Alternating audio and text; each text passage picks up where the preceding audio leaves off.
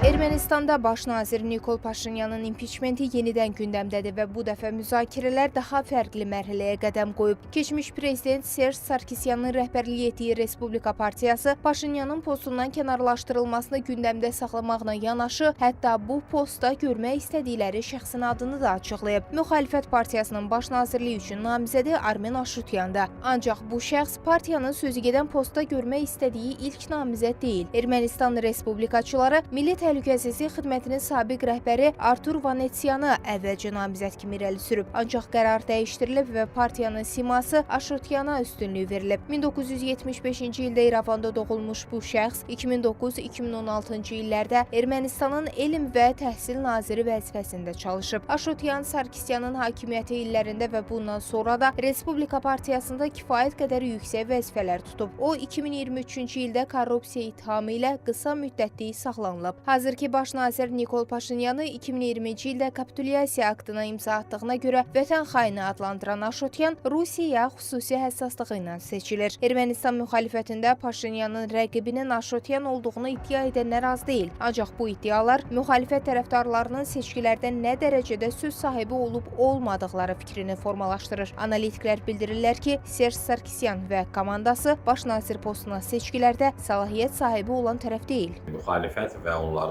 sifarişçiləri 2026-cı il seçkilərini gözləmə fikrində deyirlər. Onlar Ermənistanda indi sabitliyi pozmaq və hakimiyyət təşkilinə nail olmaq istəyirlər. Amma bunun hüquqi prosedurları yoxdur.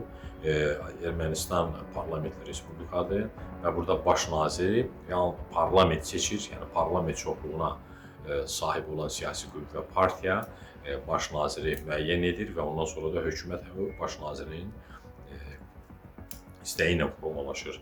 Bu baxımdan da hələlik Ermənistan parlamentində çoxluq Paşinyanın tərəfindədir.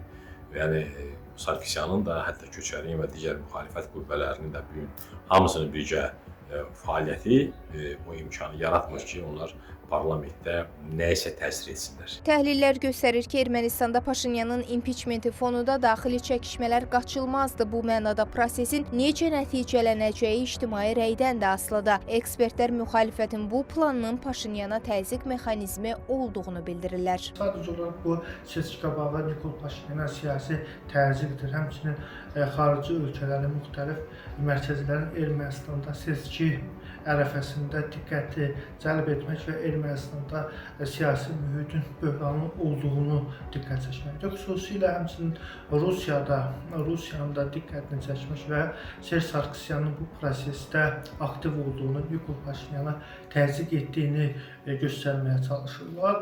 İndi Ermənistanda kilsə ilə Nikol Paşinyan arasında da siyasi böhran yaşanır və bir tərəfdən də parlamentdə Nikol Paşinyanın impiçment prosedurunun başlanması təbii ki, Ermənistanda siyasi establishmentində müəyyən böhranlar gətirib çıxarır. Xatırladaq ki, müxalif qüvvələrin Paşinyana qarşı təzyiqi Azərbaycan ordusunun 2023-cü ilin sentyabrın 19-dan 20-sinə də aparmış olduğu antiterror əməliyyatlarından sonra daha ciddi hal alıb. Buna baxmayaraq, Respublika Partiyası və tərəfdarları baş naziri postundan devirməyə müvəffəq ola bilməyiblər. Bu mənada hazırki proseslərin ciddi siyasi gərginliklərlə müşayiət olunacağı qaçılmazdı. Qeyd edək ki, Ermənistan Milli Assambleyasına seçkilər 7 iyun 2026-cı ildə baş tutacaq. Zeynəb Mirzəyeva, Real.